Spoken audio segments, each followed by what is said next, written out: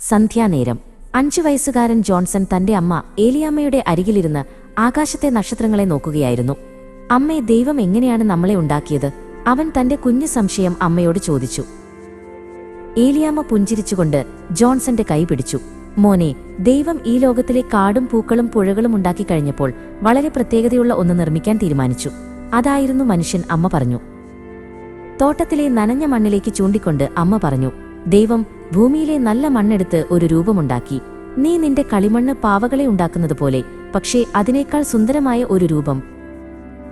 ദൈവം ആ രൂപത്തിന് തലയും കൈകളും കാലുകളുമെല്ലാം കൃത്യമായി ഉണ്ടാക്കി. ഓരോ വിരലുകളും നഖങ്ങളും ദൈവം സ്വന്തം കൈകൾ കൊണ്ട് വളരെ സ്നേഹത്തോടെ കൊത്തിയെടുത്തു. ഏലിയാമ്മ തന്റെ കൈകൾ ചലിപ്പിച്ചുകൊണ്ട് വിശദീകരിച്ചു. ജോൺസൺ അത്ഭുതത്തോടെ കേട്ടിരുന്നു. അമ്മ തുടർന്നു, രൂപം തയ്യാറായപ്പോൾ ദൈവം അതിന്റെ മൂക്കിലേക്ക് തന്റെ ജീവശ്വാസം പകർന്നു നൽകി. അപ്പോൾ ആ മൺരൂപത്തിന് ജീവൻ ലഭിച്ചു.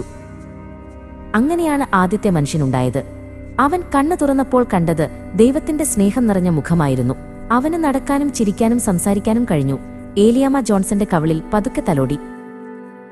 അതുപോലെ തന്നെയാണ് ദൈവം നിന്നെയും ഉണ്ടാക്കിയത്. നിന്റെ ഓരോ മുടിയിഴയും കുഞ്ഞു കണ്ണുകളും ദൈവത്തിന് വളരെ പ്രിയപ്പെട്ടതാണ്. അമ്മ പറഞ്ഞപ്പോൾ ജോൺസൺ തന്റെ കുഞ്ഞു കൈകൾ വിടർത്തി അത്ഭുതത്തോടെ നോക്കി. നമുക്ക് ചുറ്റുമുള്ള ഈ മനോഹരമായ ലോകത്തെയും മൃഗങ്ങളെയും നോക്കി നടത്താനാണ് ദൈവം നമ്മളെ ഇത്രയും ബുദ്ധിയുള്ളവരായി സൃഷ്ടിച്ചത്. ഏലിയാമ്മ ആകാശത്ത് പറക്കുന്ന പക്ഷികളെ ജോൺസന് കാണിച്ചുകൊടുത്തു. ജോൺസൺ അമ്മയെ മുറുകെ കെട്ടിപ്പിടിച്ചു. അമ്മേ, അപ്പോൾ നമ്മളെല്ലാവരും ദൈവത്തിന്റെ സുന്ദരമായ സൃഷ്ടികളാണല്ലേ? അവൻ ചോദിച്ചു. ഏലിയാമ്മ അവനെ വാത്സല്യത്തോടെ ചേർത്തുപിടിച്ചു. ആ രാത്രി ഉറങ്ങാൻ കിടക്കുമ്പോൾ ജോൺസന്റെ മനസ്സിൽ വലിയ സന്തോഷമായിരുന്നു. തന്നെ ഇത്ര മനോഹരമായി സൃഷ്ടിച്ച ദൈവത്തിന് അവൻ തന്റെ കുഞ്ഞു മനസ്സിൽ നന്ദി പറഞ്ഞു.